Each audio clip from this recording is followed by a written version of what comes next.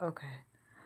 So I'm back, and I think this probably is gonna be my last video for the night. I'm getting kind of sleepy, and I have to use the restroom really bad. Um, so this was Janae, and this is my recap to 13 Reasons Why, episode 4. This episode 4 to me, it was boring. Yeah, it was boring to me.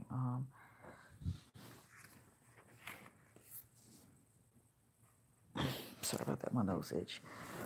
Um, First of all, yeah, I said Justin. Of course, they found him in episode 3, and I said he was a drug addict. Yeah, he's hooked on heroin. So they bring Sherry um, back to help him detox, so he can help Jessica tell her truth and incriminate and take down Bryce. Um, so um, what he doesn't know is that Clay has been lying to him, telling him that Jessica, first he said Jessica wanted to see him. Then he said Jessica was on board with everything.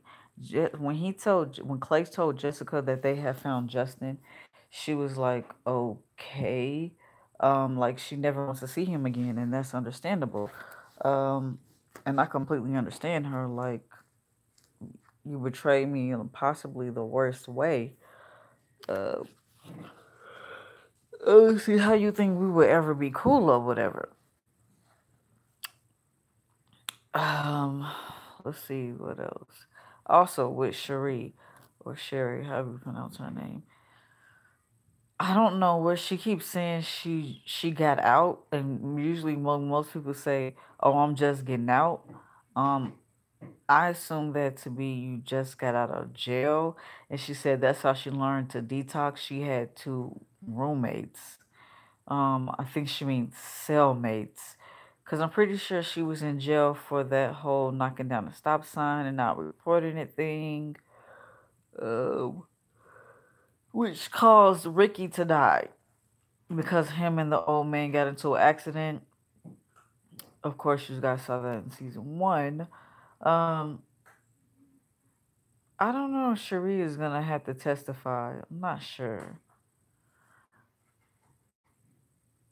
But anywho, yeah, so Zach's dad is missing, and I want to say he's dead. I'm not sure. Maybe he died at the end of season 1, and I didn't notice it. But I know in the episode 1, his mom, or episode 3, his mom was like, "This is the type of things that your dad would take care of." Okay, but they like stuff like that. It really annoys me. Like, why don't you just tell me like what happened or whatever? So I think his dad has died because Bryce make a joke about it, and it's no. So Marcus, he testifies season 4. Marcus lied and he twisted the whole situation. Um, he said that, well, if you went to season 1, you know that him and Hannah went out on a date for the whole dollar Valentine thing at their school. Excuse me. Um, Now we all know what happened or might not have happened, but he said he tried to touch her hand, and that's when he pushed her out of the chair. I mean, well, out of the seat. So that seems a bit extreme to me.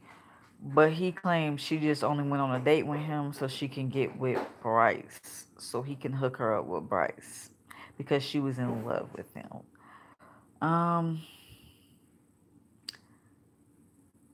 the thing about that is, at the end of the episode, he's talking to Hannah's ghost or whatever, and he asked her, was Marcus lying about his testimony?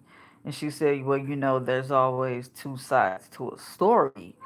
So is that true or what? Um, I don't. Uh, I, I don't know because I'm starting to think that Hannah really. I thought this from season 1 that she just liked attention. Um, and I'm starting to feel like this is what it is, and the way that she portrayed the stories are not how they were accurate. Some things she may have been, they may have been accurate, but again, there's that good old saying: there's three sides to the story: his side, her side, and the truth. So, um, I don't know. I have to watch the end of it and see. I just have a feeling it's gonna be like, whoa, like, whoa. But so also, I found out I didn't know where Hannah's dad was. Apparently, I guess they're splitting up or whatever. Because Hannah's dad was never down with the whole pursuing the school or whatever. He just wanted to be like, my daughter killed herself. Let's just let it be. And honestly, I think that's how I feel even after hearing the tapes. It's not for me. If it doesn't happen in school and the school is not notified about it, to me it's not really the school's issue. Everything that was done, really, the school didn't know about, besides her coming to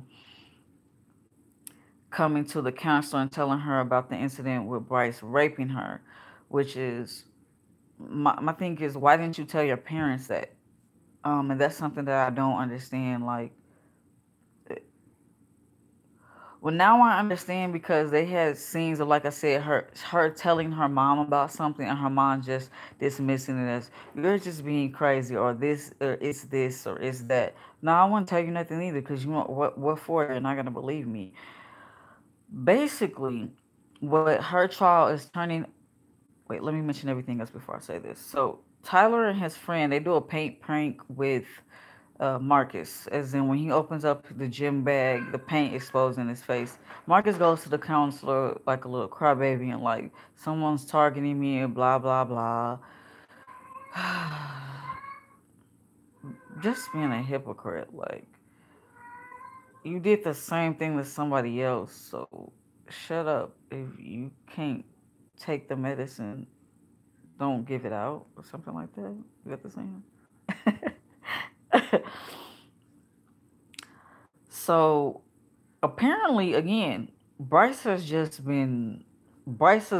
like a repeated, like a serial rapist. Uh, Clay got another picture of him when his underwear is on, actually him in the act of raping an unconscious girl. So yeah, it's just like he's been raping and raping and raping, and no one has said anything because he's Bryce the Untouchable. Um, and like I said, I don't believe he's just been raping girls. I believe it's been um, males as well. But I'm not 100% on that. I'm like 75% though. Um, so Tyler and his newfound friend, after they do the prank, Tyler wants to step it up a notch, which I'm not surprised. Um, he was like, "Let's go shoot some guns," which makes me wonder, where the hell did Tyler? Oh, never mind. I forgot it was that chest full of guns. Okay, well, he has all those guns. His parents doesn't know about them, which these kids' parents, they don't care about their kids or whatever. And I think the counselor he did go to Bryce's house, and I think he informed him of like, so your son raped two girls or whatever, and he said his mom, the day after the counselor visited his mom, she told Bryce, if you ever need to talk about anything, and I felt like this was cold. She was like, there's the therapist you have, and then there's the school counselor. I thought she was gonna say like something like, well, you can always talk to me, but she didn't say that. So I think she knows about what he's done, but I don't think she's gonna do anything about it. I think it's mainly gonna be she's gonna find a way to make sure it gets swept under the rug, because that's her child and they have money to do that.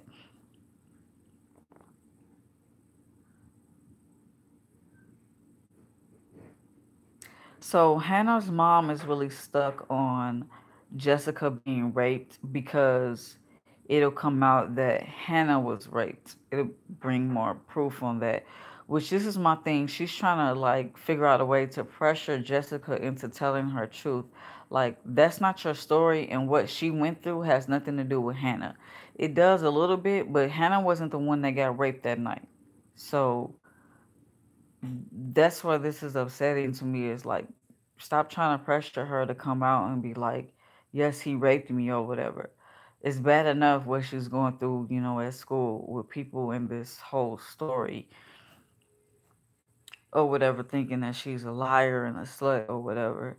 So, like I said, it's really just trying to turn her rape into Hannah's rape, which is it's not that. And her mom is too focused on that, and honestly, so is Clay. Like, mm, that's her story to tell. If she doesn't want to do it, then you can't make her, and it's wrong for you to put that out there without her permission. That's my opinion.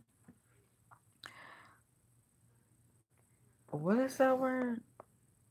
Oh, so Clay's mom is in the lawyer's office of the school's lawyer, and she sees the folders of the witnesses or whatever, and she sees Clay's name. Now, Clay's not on the list to be, um, well, for to give testif.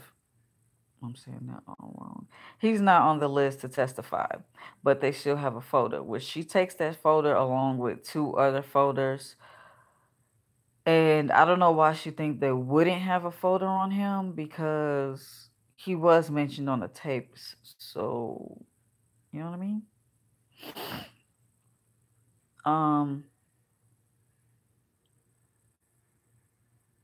it's just, oh, her dad comes back. Hannah dad's come back. I was saying they're actually getting divorced, I think, or separate. I know they're separated for sure. Her dad got a new girlfriend and everything. Because like I said, he never really wanted to fight. He just wanted to keep it like, my daughter is dead. Let me grieve, mourn, and move on. And move on. Move on with my life. Not to say that I want to forget about my daughter. I don't want justice brought to her. But at the end of the day, it's like I can't. Like I said, I wouldn't feel like I could blame that on someone. If anything, I think I would try to blame that on myself. But someone else, um, no. I couldn't see myself doing that. And that would kind of be maybe like on the sides of her dad, even after hearing the tapes. It sounds like to me you were worried about more so what people were saying. And I would like to know why you didn't feel comfortable enough coming to me with telling me this stuff or whatever. I'm your parent. I'm supposed to protect you. And I feel like I couldn't do that. And you didn't feel like I could do that. So, uh, I, I, I I don't know. I just wouldn't blame it on the school. Because we all know kids can be cruel, um, and especially nowadays, it seems like it's gotten worse. But